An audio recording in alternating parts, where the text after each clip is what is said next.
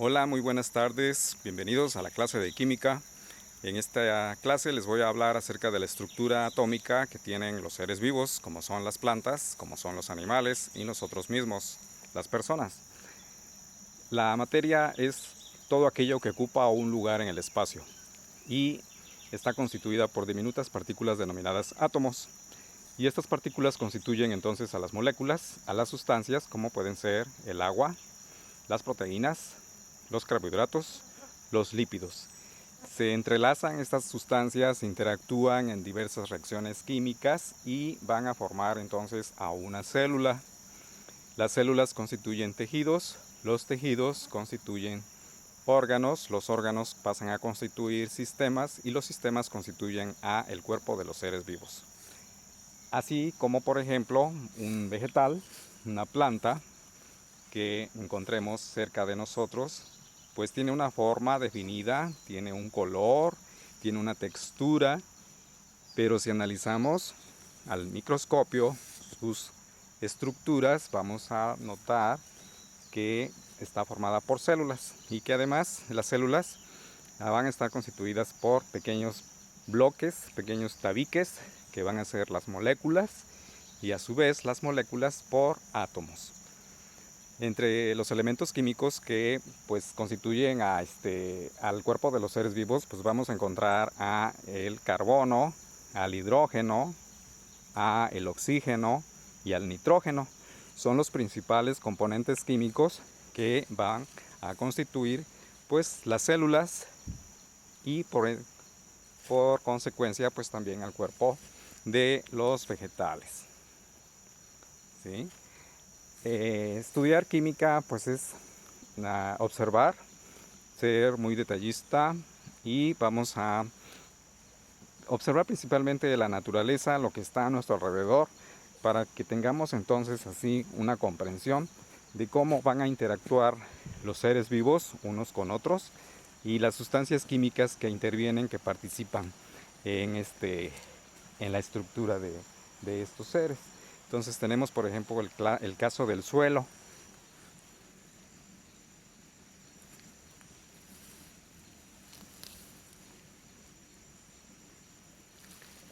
El suelo está constituido por muchos componentes orgánicos que pues surgen de las mismas plantas que están aquí.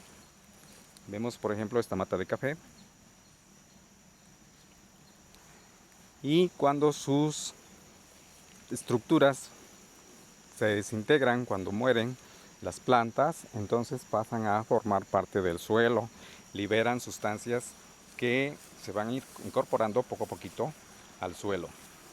Para que esto ocurra, pues requieren de reacciones, de interacciones de átomos, de moléculas que van a generar energía y que van a hacer posible la transformación de los componentes que están allí presentes en el cuerpo de las plantas, en el cuerpo de los vegetales, para poder entonces incorporarse a la estructura del suelo.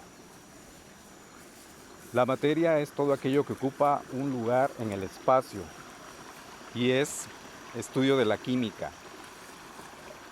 La energía es la capacidad que tiene un cuerpo, un organismo, para ejecutar un cambio. Y la energía puede ser calorífica, puede ser solar, puede ser eólica o fluvial. Vemos aquí a un pequeño arroyo, el agua fluye, se mueve.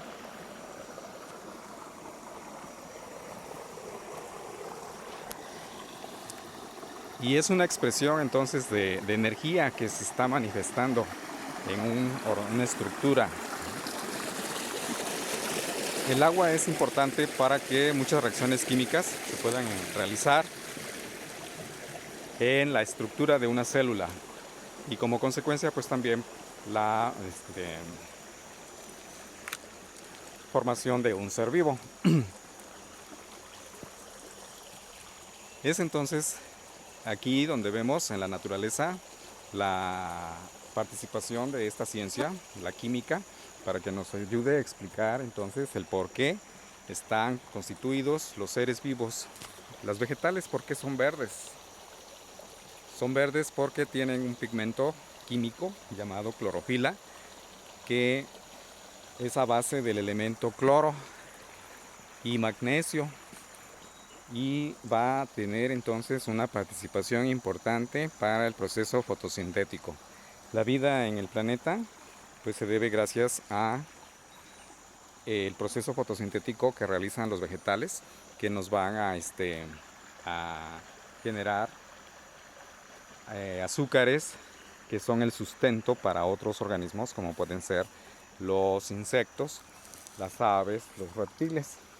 Entonces, todas las estructuras que encontramos son elementos constituyentes del ambiente y se relacionan unos con otros. Química hace el estudio entonces de la materia, la energía, cómo está constituido el cuerpo de un vegetal,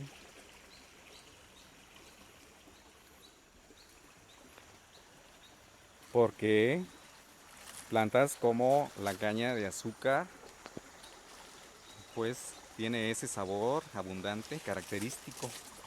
¿A qué se debe?